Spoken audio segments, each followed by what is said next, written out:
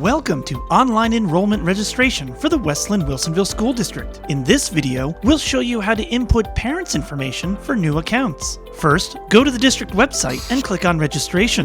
Next, select Launch to WLWV Online Registration. Here, log in with your account username and password. If you need to set up an account, view our previous video on the topic to help you out. Once into the online registration, you can register a student for preschool, update data on a student already in school, or for this video, we'll select Enroll a new student. Be sure to read the information that pops up. Make sure this registration is for students who have never been in the school district before. This page also alerts you to the documentation information you'll need later on to register your child. So let's get started. Click on Save and Continue. Here, you'll need to enter your name to serve as an electronic signature. Next, we'll need your home address. Make sure to type it into the Find an Address box located here. That will find all the recognized addresses as you search. Once you find your own address, it will auto-fill in the rest of the boxes on the page, just like that.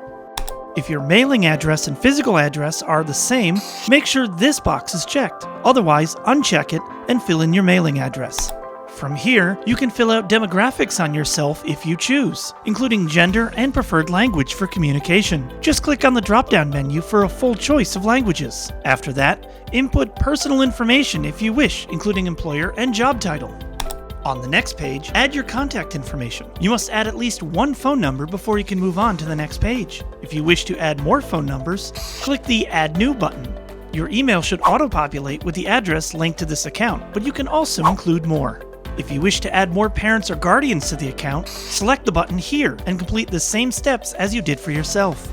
If you have added all the parents or guardians you need, select Save and Continue. The last step for this parent section is any emergency contact information. We will ask how each emergency contact is related to your student later in registration. If you do not wish to have any specific information contacts, then just click this box here.